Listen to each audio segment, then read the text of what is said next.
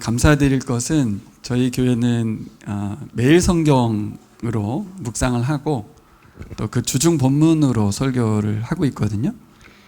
저희 교회 7주년 감사예배 드리는 주간 달이기도 하고 또 50주년으로 맞아 또 비전 트립을 또 우리 교회로 오신 여러분들에게 고린도 교회 말씀이 참 적절한, 제가 일부러 고른 본문이 아닙니다. 네, 흐름에 맞춰서 설교를 하고 있는데 딱 맞춰진 설교였던 것 같고, 또 오늘 특성도 저희가 지난달 묵상은 창세기 묵상이었거든요. 요셉 설교도 듣고 야곱 이야기도 들었는데 또 축복의 말씀이 또 되새겨지는 그런 시간이었습니다. 이렇게 뭔가 작은 것 같고 또 우연인 것 같지만 또 하나님의 섭리가 있고 또 뜻이 있는 줄 믿습니다. 네, 오늘 말씀 제목 같이 읽어볼까요? 주 안에서 자랑하라. 네. 여러분, 고린도 교회는 문제가 많은 교회라고 알려져 있지 않습니까? 그런데 저희 교회는 작은 교회고 규모가 작아서 뭐 큰 문제가 없잖아요. 그렇죠? 고린도 교회에 있었던 분파 문제도 없고 뭐 성적인 문제, 또 뭐 성찬과 관련된 문제 이런 거 없죠. 어떻게 보면 월광교회에게 더 적용될 만한 저도 뭐 이렇게 부목사로 혼자만 있었던 교역자인데 생각해봐도 목사님들 여러 계시면 그를 따르는 이런 현상이 생길 것이고 또 문제도 생기고 그럴 것 같아요. 근데 왜 우리는 고린도 전서를 읽고 묵상해야 되는가? 우리는 왜 고린도 전서를 읽어야 하는가? 묵상할 이유가 있는가? 저는 이번에 이제 이런 게 생각났어요. 예전에 빌 하일베스 목사님이 저서 쓰신 거를 읽다가 이런 내용을 읽은 적이 있습니다. 이게 미식 축구팀 이야기였는데요. 감독님께서 이제 선수들을 다 불러 모아놓고서 이렇게 말했습니다. 자, 여기 보세요. 여기 보세요. 이거는 볼입니다. 이건 공입니다. 그리고 여러분, 이것은 라인입니다. 라인. 그리고 여러분은 선수고요. 여러분은 선수고 저는 헤드코치, 감독입니다. 이게 골대입니다. 이렇게 말을 하는 거예요. 그러니까 선수들이 이 감독의 이 멘트를 들으면서 어떤 마음이 들었을까요? 아니, 지금 내가 뭐 이런 설명 듣자고 여기 있어야 되는가? 이런 생각할 수 있죠. 이게 볼인 걸 누가 모르는가? 이게 터치라인인 걸 누가 모르고 이게 골대라는 걸 누가 모르겠는가 하는 거죠. 속으로 선수들이 지금 뭐 하자는 거지? 이런 생각 했을까요? 했을 수도 있겠죠. 하지만 말을 했을까요? 말 못하죠. 속으로 생각만 하는 거고 말하지 못합니다. 감독님은 왜 선수들에게 이런 멘트를 해야 됐을까요?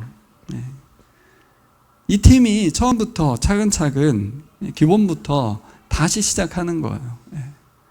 근데 너무나 뻔한 것부터 해야 되나? 그런 거죠. 여러분, 우리가 왜 선수가 되었죠? 이 얘기 하고 싶은 거예요. 여러분, 왜 선수합니까? 이런 얘기. 무엇을 위해 훈련받고 경기에 임하고 있습니까? 왜 이겨야 됩니까? 지면 안 됩니까? 뭐 이런 얘기들을 하고 싶은 거죠. 감독과 코치는 어떤 사람들인지, 그리고 선수들과는 어떤 관계가 되는지, 이런 것들을 다시 짚어보자는 겁니다. 아는 것 같을 수 있잖아요. 다 알죠. 뭐 모르겠습니까? 우리가 교회가 어떤 교회인지, 어떤 방향으로 가야 하는지, 우리가 어떻게 구원을 받는지 모르겠습니까? 근데 여러분, 설명해 보라고 하면 잘 못합니다. 목사는 어떤 사람입니까? 교회는 뭡니까? 교회는 어떤 사람들의 모임이고 무엇을 위해서 존재합니까? 한번 설명해 보라고 하면 다 아는 줄 알았는데 뭐지? 이렇게 말을 못하게 됩니다. 다 아는 것 같지만 과연 우리가 올바로 제대로 알고 있는지 확인이 어렵죠. 묻기 전에는 모릅니다. 고린도 전서는 오고 가는 모든 세대들에게, 또 교회들에게, 교인들에게 너무나도 소중한 책입니다. 바로 이 신앙생활의 전반에 대해서 올바르게 명확하게 알려주기 때문에 그렇습니다. 고린도 전서 1장은 우리의 신앙이 무엇에 기반으로 되어 있는지를 정확하게 알려주고 있습니다. 여러분 다 아시죠? 우리 신앙의 기반은 예수 그리스도 복음입니다. 복음. 우리가 알고 있습니다. 근데 고린도 교인들은 몰랐을까요? 그 사람들도 알았을 겁니다. 근데 바울이 다시 말하는 거예요. 다시. 우리 신앙의 기반이 그리스도다. 그리고 십자가다. 그 그리스도와 십자가에 대한 그 말의 의미를 다시 한번 말씀해 주고 있습니다. 그럼 오늘 바울 사도가 고린도전서는 뭐예요? 좀 전에 비유를 들은 것처럼 감독이 되어가지고 선수들인 여러분들을 모아놓고 자, 이건 볼이야, 이건 터치라인이야, 이건 골대야, 너는 선수고 나는 감독이야, 이렇게 말하는 것처럼 우리가 알고 있는 것이 과연 맞는지, 맞다면 감사하죠. 잘 알고 있으니까. 그러면 그 아는 바를 아는 대로 살아내야 된다는 거 아니겠습니까? 그렇죠? 알고 있는데 지금 뭔가 아는 대로 살지 않고 있다면 그 의미를 제대로 알고 있는 것인가? 이제 이 의문을 제기하는 겁니다. 또 잘못 알고 있을 수 있죠. 전혀 엉뚱하게 알고 있을 수 있습니다. 그러면 수정해야겠죠. 바른 길을 가야 될 것입니다. 그렇죠? 그렇게 이번 고린도전서 묵상을 우리 교인들이 신앙생활에서 굉장히 중요한 어떤 지점으로 삼았으면 좋겠습니다. 어떻게 하다 보니까 이 월간교회 교인들한테 설교하는 것 같은 느낌도 들고, 우리 교인들은 어떻게 들릴지 모르겠는데 두 교회 다 마찬가지인 것 같습니다. 여러분, 고린도전서의 말씀에 나오는 이 표현들의 의미를 너무나 흔하고 우리가 알고 있는 것 같은 이 단어들을 제대로 이해하기 위해서는 교회가 존재했던 1세기 당시에 그리스 로마의 그 사회의 배경, 환경을 이해하는 것이 큰 도움이 됩니다. 그래서 고린도 교회가 어떤 교회인가 좀 알고 계시잖아요. 그렇죠? 문제 많은 교회 정도 알고 계시죠? 어떤 문제인지 정확하게 나열하기는 어렵지만 문제가 많았어요. 근데 여러분, 오해를 하나 푸셔야 되는 게 있어요. 고린도 교회는 7년 된 교회도 아니고 50년 된 교회도 아니고 진짜 얼마 안 된 교회였어요. 신생교회입니다. 우리가 고린도 교회에 그러면 문제가 많다고 하니까 오래 존재하다가 갑자기 생긴, 아니면 오래 묵었던 문제인 것 같지만 그렇지 않은 거예요. 그래서 배경을 알아야 될 필요가 있는 거죠. 1세기 고린도 교회 그가 처한 사회의 문제들, 그 문제들이나 교회 안의 문제들이나 똑같았습니다. 똑같다라는 표현보다는 유사했어요. 왜 그래요? 그리스 로마 사회에 있던 사람들이 교인이 된 거니까, 그런 거니까. 그래서 사실은 고린도는 헬라 문화, 그리스 문화의 그리스 나라였고 패망하고 난 다음에 로마 시민이 된 거예요. 저도 고등학교 때 그리스 로마 이 말이 같은 단어인 줄 알았더니 두 나라에 대한 이야기죠. 로마는 문화가 없었어요. 근데 그리스 문화가 로마를 집어삼켰고, 정치적으로는 로마가 그리스를 점령했고, 그래서 이게 뭔가 하나인 것처럼 표현하는 것이지 다르거든요. 결국 고린도라고 하는 지역은 로마에 의해서 정치적으로 점령을 당했으나 그들은 헬라 문화, 그리스 문화가 그대로 교회 안으로 들어왔다는 말입니다. 고린도에는 이미 수많은 이교적 신전 공동체가 존재했습니다. 그렇겠죠. 수많은 종교가 있었고 다신사회였어요. 신전도 엄청 많았습니다. 아시죠? 고린도 배경 얘기하지 않아도 할 겁니다. 그런데 그들이 볼 때, 그들의 시선으로 보세요. 한번 로마 시민의 시선으로 볼 때 사회문화적으로 교회라는 곳, 헬라어로 에클레시아, 교회는 신생 종교 집단입니다. 새로 생긴 거예요. 오랜 전통이 있었던 그런 교회가 아닌 거예요. 교회는 이미 기존에 있었던 이교도들의 신전 공동체와 비교됐겠죠? 자연스럽게. 그리고 경쟁도 됐겠죠? 서로 포교 활동을 했을 테니까 경쟁하는 경쟁이 일어났겠죠. 그래서 이 에클레시아, 이 교회의 정체성이 뭐냐? 이 에클레시아에 소속된 사람들은 어떻게 살아야 되느냐? 그럼 어떤 사람이 누가 에클레시아가 될 수 있느냐? 교회를 구성하는 멤버에 대한 부분들, 그리고 에클레시아가 모였을 때 도대체 뭐 하냐? 다른 신전 공동체는 제사를 드리는데 교회는 모여서 뭐 하고 있느냐? 예전의 문제인 거죠. 결국 이런 내용들을 고린도 교회에게 편지를 쓴 겁니다. 왜 그랬겠어요? 당시에 횡행했던 수많은 이교도들과 이교의 신전과 교회 공동체는 뭐가 다른지 일종의 경계를 그어줘야 됐던 거예요. 그렇게 따지면 교회 안에 이미 들어와 있는 우리들도 교회와 불교는 뭐가 다른 거야? 교회와 이단은 왜 이단이고 우리는 왜 다른 거야? 구원파와 우리는 뭐가 다른 거야? 잘 모르거든요. 근데 그런 거 알려주면 굉장히 고리타분하고 듣기 싫거든요. 그게 뭐 내 삶에 어떤 유익이 있겠나 싶지만 당시 고린도 교회에겐 굉장히 중요했죠. 교회라는 것이 이미 있다가 이게 생성돼가지고 현재 존재하는 게 아니고 이제 막 생긴 교회라서 이제 뭔가 규정해가고 인간들이 만들어 나가는 교회가 아닌 거예요. 하나님이 세우신 교회라서 교회의 모습이 하나님의 뜻에 의해서 온전히 형성되어져야 됐거든요. 그러니까 바울은 그런 의미에서 고린도전서를 썼습니다.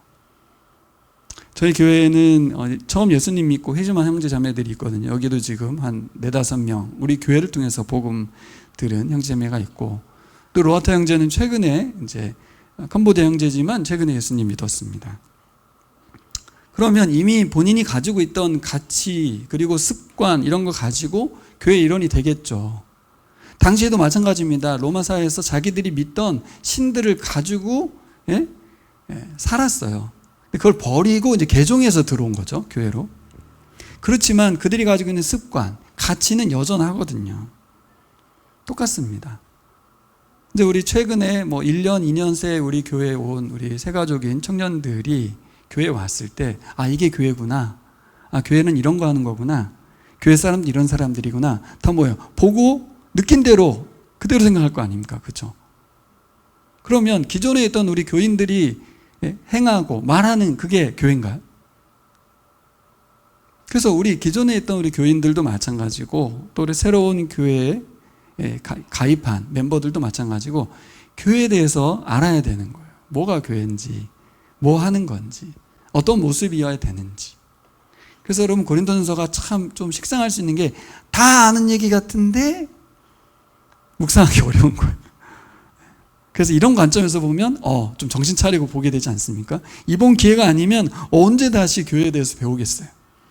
언제 다시 성찬 문제를 다시 우리가 공부하겠으며, 세례 문제, 부활 문제. 그래서 성경을 보는 이유가 분명합니다. 교회 멤버가 되면 어떻게 살아가야 되는지, 교인들은 비신자들과 뭐가 다른지, 모여서 뭐 하는지 감사하게도 고린도전서가 알려주고 있습니다. 자, 고린도 교회로 모인 사람들은 어떤 사람들인가 할 때 BC 2세기 중반에 이거부터 하셔야겠네요. 여기 재건된 도시라고 써있지 않습니까? BC 2세기니까 여러분 세기가 100년입니다. 2세기면 200년이죠. 200년 전에 고린도가 로마로부터 패배합니다. 그래서 도시가 완전히 폐허가 됐었습니다. 근데 시저가 BC 44년에 예수님 오시기 전 44년에 다시 로마식으로 도시를 재건하라는 명령을 내립니다. 그래서 로마식으로 새롭게 형성된 도시가 바로 고린도예요. 1장 26절에 보면 너희 가운데 육체를 따라서는 지혜로운 자가 많지 않고 능한 자가 많지 않고 문벌 좋은 자가 많지 않고 이런 표현 나오거든요. 이게 무슨 표현이냐? 고린도가 재건될 때 누가 왔냐면 주로 노예들이 들어왔고 이민자들이 와서 도시를 세웠습니다. 지식층이 오지 않았을 거 아니에요. 부자들은 안 왔거든요. 다 노예들이 왔어요. 그러다 보니까 그들이 믿고 있던 신들을 다 갖고 들어온 거죠. 여러 인종들이 유입되면서 자연스럽게 복합적인 도시가 돼버린 거예요. 하나의 종교가 있는 그런 곳이 아닌. 그래서 고린도전서 8장 5절에 가면 너희 가운데 많은 수와 많은 신이 있다 이렇게 말한 것이 바로 이런 배경입니다. 그러면 바울은 언제쯤 이 도시에 간 거냐면 재건되고 100년 지나서 간 겁니다. 그리고 고린도의 복음을 제일 처음 전한 사람이 바울입니다. 그러니까 그 도시를 가장 잘 알고 있고 가장 뜨겁게 사랑하겠죠. 처음 우리 나라에 복음 들고 들어왔던 선교사들 같은 마음이죠. 이 도시에 사람들은 왜 왔을까요? 성공을 쫓아서 온 거예요. 이 폐허가 된 도시를 재건하고 그것은 나름 뭔가 털을 잡고 뭘 해보겠다고. 새롭게 개발되는 지역이니까 여러 사람들이 모여 있으니까 활발한 계층 이동이 있었습니다. 이 계층은 뭐냐면 당시 로마 사회에 계층이 존재했다는 말이에요. 그래서 자꾸 위로 올라가려고 한 거예요, 계속. 그리고 이 도시는 어떻게 했습니까? 경쟁이 심화됐겠죠. 한국 얘기하는 거 같지 않습니까? 네, 한국 얘기하는 것 같아요. 전쟁 이후에 급격하게 발전한 나라. 그게 좋기는 한데 그 어떤 폐해가 뭡니까? 우리는 인문학적이든 철학적이든 이런 기반이 없이 그냥 급격하게 성장하면서 현재 우리나라가 좀 힘든 거예요. 뭐 유교적 기반이 있는 나라라고는 하지만 그래도 교회가 많은 영향을 주긴 했습니다. 하지만 교회가 가진 영향력이 상당히 세속적이고 자본주의와 결탁되어 있기도 하죠. 성공주의와 연결됐기 때문에. 그러니까 여러분, 그래서 어쩔 수 없어라고 하는 말이 나올 정도로 우리는 문화의 지배를 당하고 삽니다. 정말 심각하죠. 과연 우리는 세상을 이겨낼 수 있을까? 돈을 이겨낼 수 있을까? 문화를 이겨낼 수 있을까? 정도로 선교적으로 우리 역선교를 당하는 시대예요. 우리 어떤 다른 종교가 우리를 포교하는 게 아니고요. 돈이 우리 교회를 잠식한다고요. 세상 성공적 가치, 경쟁적 가치가. 근데 고린도 교회 안에도 그게 그대로 자신이 따르던 지도자들을 따르는 추종하는 세력들이 서로 막 대립하고 분쟁했던 거하고 똑같이 교회들 간에도 경쟁하는. 그러면 안 된다는 걸 모르진 않는데 우리의 어떤 DNA가 세속적이다 보니까 그렇게 산 겁니다. 그래서 이 당시의 사람들이든 이건 모든 시대가 다 똑같은데요. 대한민국도 마찬가지고 여러분, 경쟁을 통해서 내가 남들이 모두 선망하는 어떤 가치를 내가 소유하고 있다. 이걸 자랑하면서 사는 게 인생의 목표가 되는 거예요. 서울대 가는 거, 스카이대학 가는 거, 이게 부모들이 자녀 키우는 목적이 되는 거죠. 그러면 또 자랑하는 거예요. 우리 아들이, 우리 딸이. 그래서 여러분 1장부터 4장까지의 모두 얘기는 다 자기 자랑하는 사람들 관련된 이야기로 다 들어가 있습니다. 왜 그렇게 고린도전서는 자랑과 관련된 이야기를 할까? 바로 이 고린도 교회가 처한 그 도시의 사회적 배경을 갖고 있는 이야기라는 거죠. 그러니까 교회 안에 모인 사람들도 똑같은 거죠. 여전히 자기 자랑이 삶의 목표가 되는 그런 사람들이었다는 겁니다. 그래서 1장 맨 마지막에 가면 오늘 말씀의 제목인 바울이 뭐라고 합니까? 네가 자랑하고 싶으면 주 안에서 자랑하라. 이렇게 말하는 겁니다. 어떻게 하라고요? 주 안에서 자랑하라. 그러면 자랑할 게 있습니까? 하나도 없어요. 하나도. 이 말이 너무나 심오하지 않습니까? 주님만 자랑하라고 번역이 돼 있어요. 새 번역은. 주님을 자랑하라. 이렇게. 그래서 제가 다른 번역들을 다 찾아봤더니 주님을 자랑하라고 하기보단 주 안에서 자랑하라고 했는데, 이 자랑한다는 말이요, 프라우드가 아니고 뽐낸다라는 단어입니다. 엄청 큰 소리로 떠벌리면서 자랑한다는 뜻이에요. 약간 좀 뭔가 내세우는 거죠. 그러기 위해서 뭔가를 취득하는 거고요. 근데 주 안에서 자랑하라. 자랑할 만하잖아요. 내가 예수님을 취했어요. 그럼 얼마나 크게 자랑할 수 있어요. 이것만 하라는 거예요. 근데 그게 안 되죠. 안 되죠. 그러니까 아주 역설적인 말 두 가지를 던진 거예요. 그것만 하고 그거 못하면 다른 게 자랑이 안 되잖아요. 여러분, 그 사람이 누군지 알고 싶으면 그 사람이 제일 자랑하고 싶은 게 뭔지 보면 됩니다. 그 사람이 제일 중요하게 여기는 어떤 가치, 그 사람이 그걸 얻기 위해서 간절히 뭐 하겠어요? 욕망을 할 겁니다. desire, 욕망, 갈망. 그 사람이 무엇을 욕망하는가, 그것에 따라서 사람들은 그 욕망하는 거 얻을 수 있는 것을 위해서 삶의 방식을 만들어낸다고 해요. 전 이게 정말 싹 들어왔어요. 우리가 삶의 방식을 도덕과 윤리로 위해서 배운 대로 짜는 게 아니고 내가 얻고 싶은 것에 의해서 모든 방식을 바꾸는 거죠. 이해되시죠? 무슨 말인가? 그러니까 우리는 엄청 노예로 사는 거예요. 생각대로 사는 게 아니고 욕망의 노예로 사는 거죠. 삶의 방식이 욕망에 따라 바뀐다. 그렇구나. 여러분, 우리들이 입으로 고백하는 가치가 있어요. 내가 옳다고 생각하는 가치가 있거든요. 지식적으로도 이 대한민국 사회에서 이 공인된 가치가 있어요. 근데 그 사람이 몸으로 간절히 얻기를 원하는 가치가 있지 않습니까? 그게 가장 중요한 토막이에요. 어떻게 보면 그게 전부예요. 이론적으로는 우리가 생각하는 것, 또 우리가 추구한다고 말로 떠벌리는 게 진정한 가치인 것 같지만 우리 진짜 원하는 건 뭐냐면 우리 몸이 원하는 거라는 거예요. 우리 몸이 원하는 거. 왜냐하면 사람들은 그걸 자랑하거든요. 네, 몸이 원하는 걸 얻었을 때 그때 자랑을 막 하는 거예요. 여러분, 자랑이 바뀌려면 어떻게 해야 되겠어요? 욕망이 바뀌어야 되겠죠. 욕망하는 바가 바뀌어야 삶의 방식도 바뀝니다. 이게 고린도 교인들한테 알려주고 싶었던 거예요.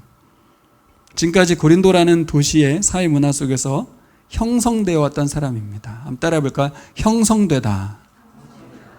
제가 이 설교를 정성국 교수님의 강의를 듣고 배경을 가지고 준비했거든요. 근데 그분이 이 강의 속에 제가 제일 많이 와닿은 단어가 형성이었어요. 형성. 오늘 제가 드리고 싶은 말씀도 형성입니다. 우리가 어떻게 형성되어 있는가? 고린도라고 하는 사회 문화 속에서 형성된 거죠. 대한민국이라고 하는 사회 문화 속에서 형성되어 왔어요. 근데 이제 우리를 어떻게 하고 싶다? 그리스도의 복음으로 재형성하고 싶다. 그 말이에요. 그리스도의 복음으로 우리를 새롭게 만들고 싶다. 새롭게 형성해주고 싶다는 거예요. 근데 형성이 자연스럽게 된다는 거예요. 누구는? 거듭난 사람은. 그래서 복음이 먼저죠. 우리 신앙의 기초는 복음인 이유가 그겁니다. 이제부터 복음을 통해서 교인들이 욕망하는 바가 바뀌길 바라는 거예요. 교인들이 하나님의 말씀으로 새롭게 재형성되기를 바라서 편지를 쓴 겁니다. 그들의 가치관과 그들의 욕망 체계가 있을 거 아닙니까? 그렇죠? 그들의 정책성 그리고 그들의 삶의 방식까지 모조리 이 하나님의 에클레시아라고 말한 이 구성원들이 새롭게 형성하기를 바라는 것입니다. 이해되시죠? 네. 고린도에서 교회가 생긴 것이 대한민국의 교회 생긴 것하고 다릅니다. 역사상 생겼다가 사라질 만한 수많은 신흥 종교하고 똑같을 수 있었던 이 기독교, 예수교가 하나님이 키운 건 맞지만 결국 반응하는 사람들을 위해서 컸거든요. 자랑이 바뀐 사람들을 통해서 컸습니다. 우리가 개척한 지 7년이 되었지만 전 우리 교회인들이 너무 자랑스러운 이유는 복음 앞에서는 반응을 바꾸는 사람들이어서 인내하기도 하고 참기도 하는, 그래서 현재 또 존재하고 있는, 항상 생각합니다.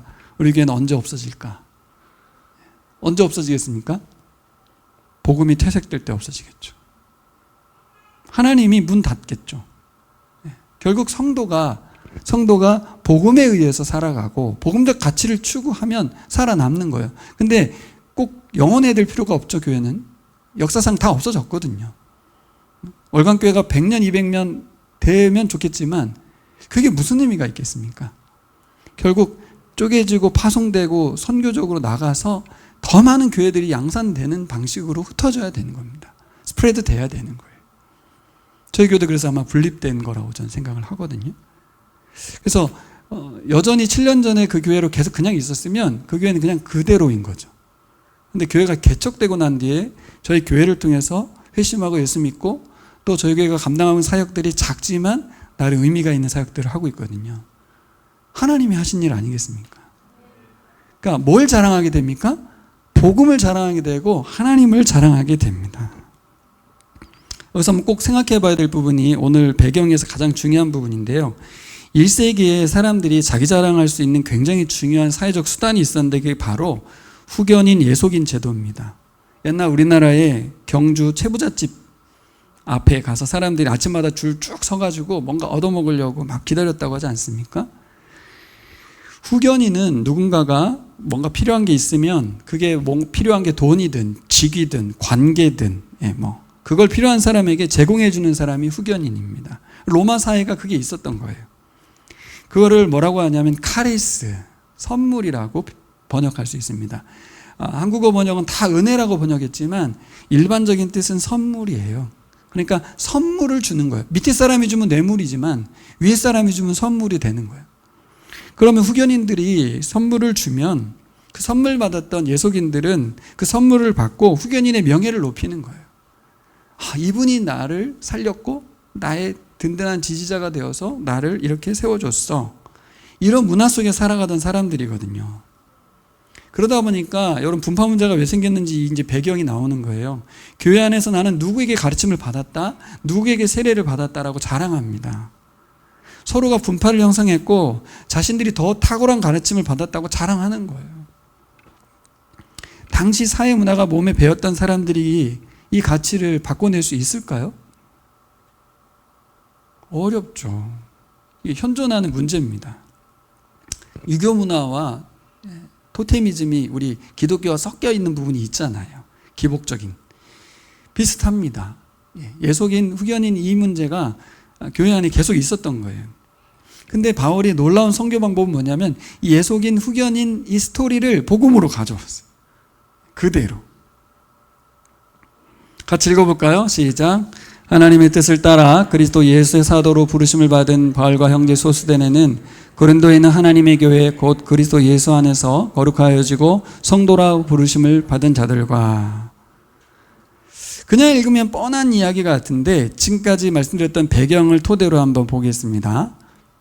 하나님이 누군가를 부릅니다. 왜 부르시는지 아십니까? 보내기 위해서 부르셨습니다.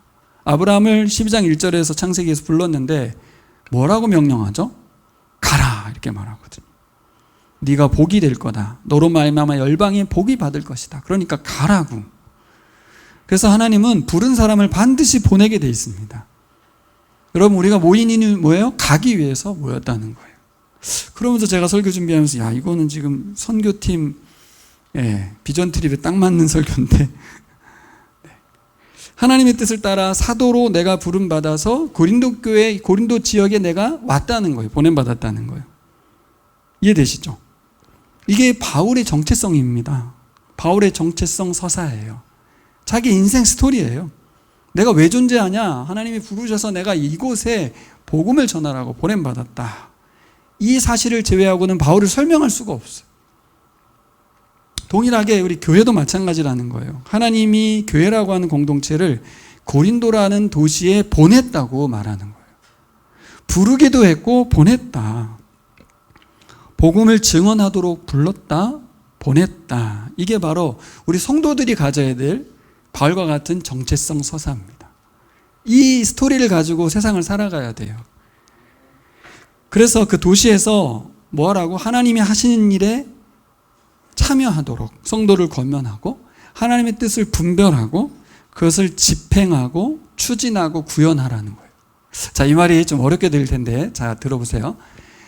학자들이 여러 뜻이 있는데 에클레시아라고 하는 교회의 단어가 이렇게 불러서 모인 사람들이란 뜻이잖아요. 근데 당시 에클레시아는 당시 로마 사회에 있었던 조합이라는 공동체하고 아주 유사한 모습이라는 거예요. 어떻게 보면 그냥 조합이라고 볼 수 있는 길드 아시죠? 그런 거 비슷한 겁니다. 근데 원래 구약에 하나님 백성 공동체라는 원어를 번역한 에클레시아긴 한데 사회적으로 보면 이미 존재하는 조합과 같은 공동체가 있는데 교회가 비슷한 형태였다는 거예요. 이 얘기를 왜 하는 거냐면 다른 신정 공동체는 제사 공동체인데 교회는 제사를 안 드리거든요. 그럼 뭐 하려고 모이냐는 거예요. 뭐 하려고. 예배만 드립니까 맨날? 그게 아니고 오늘 말한 하나님의 뜻을 분별하고 그 뜻을 구현하고 추진하는 것, 실행해내는 것. 이게 무슨 뜻이냐면 당시 에클레시아라고 하는 이미 있는 조합들은 공적인 의무를 갖고 있고 임무를 띄었대요. 그래서 사회에 여러 가지 의사결정을 하고 또 좋은 일을 하고 여러분 아시죠? 동사무소에서 하는 시민공동체 같은 그런 거예요. 그러면 교회는 어떤 교회냐? 하나님의 교회라고 한 이유가 뭐냐? 소속이 하나님이다라는 말도 있지만 하나님의 에클레시아다. 하나님의 뜻을 이 땅 가운데 공적으로 수행하는 조직이다. 이런 표현이라는 거죠. 이게 요즘 학자들의 또 의견이라는데 저는 동의가 됐어요. 교회는 예배 공동체, 선교 공동체 이야기하는데 약간 기독교 안에 갇혀있는 느낌이 좀 있거든요. 공적인 의무, 공적인 임무를 가졌다는 게 뭐예요? 이 땅 가운데 하나님 나라를 세운다는 게 굉장히 추상적인데 하나님 나라 공동체를 확장해가는 하나님의 뜻을 분별하는, 하나님의 뜻은 뭐예요? 도덕적이든 윤리적이든 방식이든 이런 것들을 제대로 해서 에클레시아가 이 땅에 세상 시민사회를 세워가든 하나님의 나라를 세워가는 거예요. 월광교회 보니까 지역사에서 하시는 일이 엄청 많던데 전 통합축교회 또 이런 교회들이 보면 교회를 세우고 나서 바로 이런 일을 시작해서 사역하는 걸 보면 참 이게 참 교단이 갖고 있는 뜻이기도 하고 또 교회가 가지고 있는 전통인 것 같기도 해요.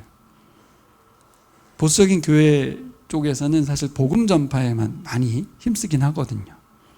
근데 사회운동도 하고 또 복지도 하고 사회 속의 교회로 존재하려고 하는 굉장히 중요하거든요. 물론 그것도 너무 방법론적으로 하면 문제가 되잖아요. 그래서 교회가 왜 존재하느냐에서 약간 우리가 교회 안에 갇히면 안 되는 거죠. 그래서 선교라고 하는 것도 이제 이주민 선교로 오셨잖아요. 이미 이곳에 수많은 외국인들이 와 있는데 너무 애쓰고 돈 쓰고 힘써서 외국을 가도 한 영혼 구원하기도 힘들지 않냐. 가령 예를 들어서 여러분 인도엔 카스트 제도가 있어서 최상위층에 있는 사람은 전도할 수 없습니다. 만날 수 자체가 없어요. 근데 최근에 부산에 왔던 유학 왔던 박사과정하는 친구들을 저희 보라 교재로 양육을 한 선교사님 계시거든요. 인도 선교사님인데 그분이 하는 말이에요. 자기가 거의 20년 가까이 있었지만 그 계급을 만날 수 없었는데 여기 와서 만나서 그분을 회심시키고 변화시켰다는 거예요. 여러분 이주민 선교와 이 땅에 들어온 외국인들이 그냥 온 게 아닙니다. 하나님이 보내신 거예요. 하나님의 교회라고 하는 공동체 도시에 보냈다는 거 여러분 꼭 기억하셨으면 좋겠습니다. 얼광교회는 광주라는 도시에서, 남아래교회는 대전이라는 도시에서 하나님 나라의 공적인 임무를 부여하셔서 보냄받은 사람들이다. 그러니까 지금 뭐 말하고 싶은 거냐면 사도로서 나, 성도로서 당신들 같다는 거예요. 계급도 없고 다. 그래서 형제 자매 여러분 이렇게 말을 합니다. 바울은 전혀 우월감이 없었어요. 막 질책하고 나무라는 내용이긴 하나 결국 뭘 얘기하고 싶은 거예요. 2절에 보면 고린도에 있는 하나님의 교회 곧 그리스도 예수 안에서 거룩하여지고 성도라 부르심을 받은 자들. 여기 예수 안에 있다는 말도 너무 잘하는 말이에요. In Christ잖아요. 이게 그냥 흔한 말이거든요. 근데 다시 보면 어떤 말이 되냐면 그 안에서 우리가 구별되어졌다. 다른 종류의 사람들이다. 세인트라는 말을 썼거든요. 성 어거스틴 여러분 아시죠? 성자 붙이는데 우리도 성도입니다. 이게 어떤 의미냐면 성화의 개념이 아니에요. 날마다 조금씩 거룩해진다 그 뜻이 아니고 바울은 뭘 말하고 있냐면 이미 우리는 성도다라고 말했어요. 거룩해졌다라는 말이에요. 무슨 말이냐면 이 말이에요. 후견인 예속인 문화로 설명하자면 우리는 예수라는 후견인에 속한 사람들이다 그런 뜻입니다. 복음을 제대로 전하고 있지 않습니까? 그 사회의 문화와 상황에 상황화를 한 거예요 지금. 그분이 우리에게 카리스, 선물, 은혜를 베푸셨죠. 거저받았잖아요. 그 안에서 우리는 어떻게 해요? 어떻게 해요? 예수 그리스도의 명예를 높이는데 그 명예가 어떻게 높여집니까? 예수님 닮아가고 예수님을 따라가는 새로운 삶의 방식을 따라가는 거예요. 그게 교회라는 거예요. 그리스도 안에서라는 말은 그걸 포함하고 있어요. 그리스도 안에서 구별됐다. 그리스도께 속해졌기 때문에 우리는 거룩한 겁니다. 할렐루야. 물론 거룩해지라는 표현도 분명히 존재하기 때문에 그거와 구별되지만 오늘 사도 바울이 2절에서 하고 싶은 말은 그리스도 안에서 다른 지체들과 함께 우리는 그리스도의 몸인 에클레시아로 모였다고 말하는 겁니다. 4절에 보면 너에게 주신 하나님 은혜로 말미암아 항상 하나님께 감사한다. 5절 성도들에게 주신 이미 주신 선물이 나오죠.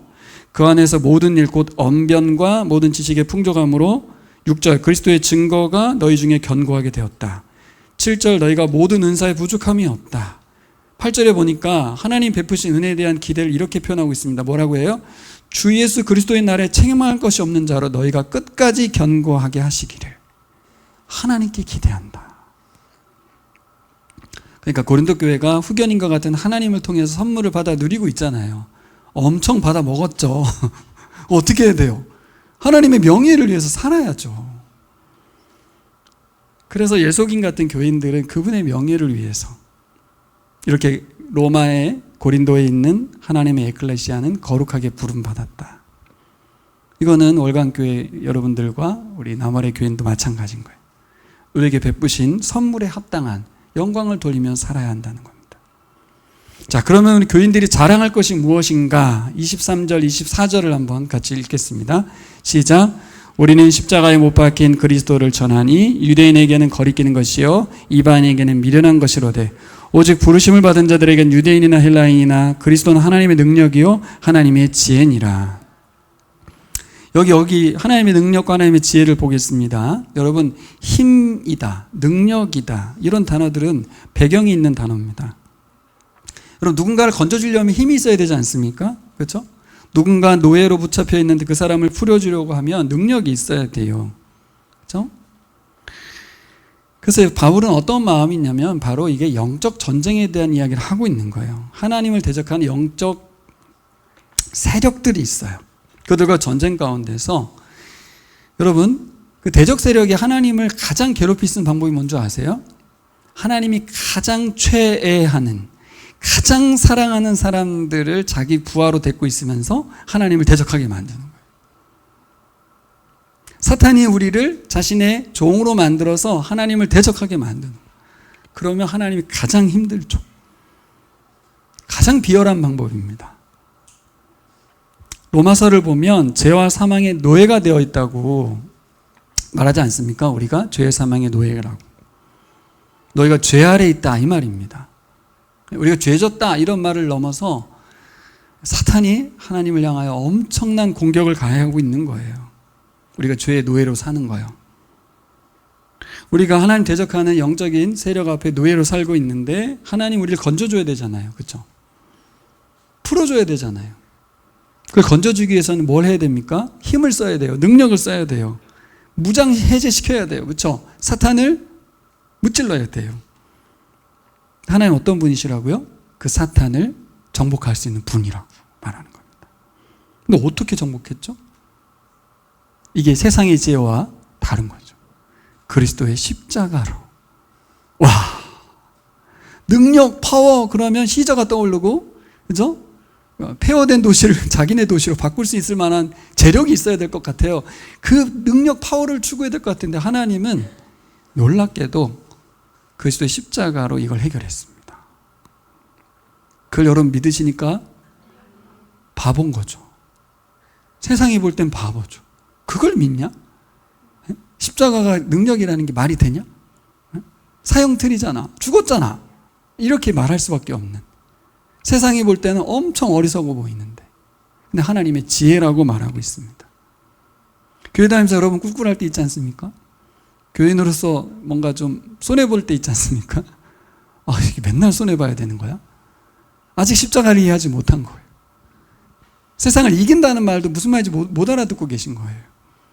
많은 사람을 전도하는 게 이긴다는 뜻입니까? 그리스도의 십자가의 방법으로 그들을 끝까지 사랑해내는 게 이기는 겁니다. 그 결과로 뭘 얻느냐가 중요한 게 아니고 끝까지 십자가의 방법으로 하느냐가 이기는 거예요. 예수님이 그래서 이기지 않았습니까? 그렇죠? 그래서 너희를 불의의 병기로 들이지 말고 죄와 사망의 병기였는데, 그렇죠? 사람들이 얼마나 사람들을 죽입니까? 트럼프가 엄청 죽이고 있잖아요. 저는 그리스도인이라고 볼 수 없죠. 사람을 살리는 의의 병기로 하나님께 드리라고 그렇게 말하잖아요. 말씀을 정리해 보겠습니다, 여러분. 여기 밑에 문장 읽어볼까요? 시작. 당신이 아는 게 당신이 아니고 당신이 갈망하는 게 당신이다. 당신이 누구냐? 당신이 갈망하는 게 당신이다. 이걸 통해서 그 갈망하는 거, 욕망책의 그 역할에 대한 이야기를 중요하게 오늘 말씀드렸습니다. 여러분, 내가 욕망하던 그걸 막 얻었어요. 욕망했던 걸 얻었어요. 그럼 사람들이 어떻게 해요? 엄청 자랑하겠죠. 복권 당첨돼 보세요. 자랑하죠. 보통은 그래서 그걸 자랑하는 걸 가지고 자기를 증명하려고 합니다. 여러분도 한번 내가 욕망하는 게 뭔지 한번 보세요. 네. 서울은 부동산 아파트입니다. 아파트, 부동산. 광주는 다릅니까? 네. 대한민국 부동산 공화국이란 말이 있잖아요. 태어나서 살아가는 이유가 집 사는 거야, 그냥. 집 사는 거. 뭐 하자고, 좀 있으면 죽을 건데 그 집을 살려고 그렇게 발버둥 치는 게 욕망하는 거예요. 또 자녀 잘 되는 거래요. 저는 이해를 잘 못하겠어요. 자녀가 잘 되는 게 나하고 무슨 상관인지, 내 명예가 올라가는 게 어떤 의미가 있는지 잘 모르겠어요. 1세기 사람들이 제일 중요하다고 여기며 자랑하고 싶은 가치들이 뭐였는가? 유대인이나 헬라인이나 주인이나 종이나 남자나 여자나 인종 가지고 자랑하고요, 혈통 가지고 자랑하고요, 계층 가지고 자랑하고 그랬습니다. 자꾸 올라가려고 한 거예요. 문벌 이런 게 우리 시대하고 크게 다르지 않아요. 근데 그걸 가지고 인간이 자기의 정체성을 형성하고 자꾸 자랑하려고 합니다. 고린도 교회 이야기가 아닌 것 같죠? 그렇죠? 딱 우리 얘기인데? 그러니까 우리 얘기가 아니라 모든 세대 이야기라서 고린도 교회는 그때 당시 그 교회를 향한 편지만이 아니고 교회를 향한 하나님의 편지입니다. 그렇게 우리가 욕망하는 걸 가지고 우리의 삶의 동선을 만들어내는 거예요. 인생의 어떤 설계도를 그리는 거야, 욕망을 이루기 위해서. 근데 바울은 그리스도를 만나고 나서 그리스도 안에서 발견되려고 한다고 하지 않습니까? 그리스도 안에서 발견됐으면 좋겠다. 그래서 뭐라 그래요? 그가 가졌던 모든 가치들이 주변부로 밀려나는. 그가 자랑했던 게 뭐예요? 히브리인 중에 히브리인이다. 가말리엘 문화에서 배웠다고. 근데 뭐라고까지 말했습니까?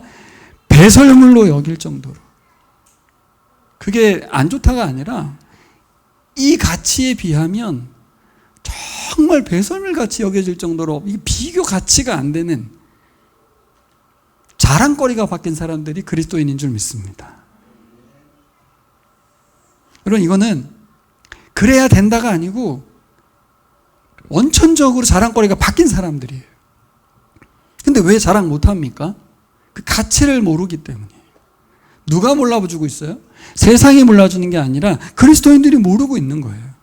하나님의 능력이 그리스도의 십자가에서 드러났다는 것을 잘 모르고 있다는 거죠.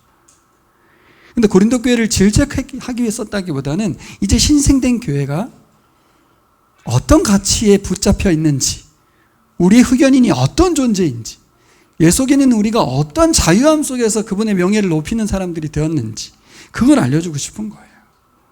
여러분들이 이제 선교 비전 트립으로 외국을 안 가시길 잘하셨어요. 네. 거긴 거기대로 또 가치 있게 또 듣고 오겠죠. 그렇게 하시면 돼요. 이곳에서 이주민 선교가 갖는 의미도 그렇고, 교회로 부름받았다는 게 뭔지 오늘 말씀을 통해서 여러분들이 새겼으면 좋겠습니다. 그게 바로 31절에서 말하는 자랑하려는 사람은 뭘 자랑하라고요? 주 안에서 자랑하라고. 이해되시죠? 우리 앞으로 속으로 되뇌이고 살았으면 좋겠습니다. 자랑하라면 주 안에서 자랑해라. 속으로요. 그리고 다른 사람이 막 자랑하거든 속으로 말하세요. 자랑하려면 주 안에서 자랑해라. 네. 저 사람 자랑이 좀 바뀌었으면 좋겠네. 네.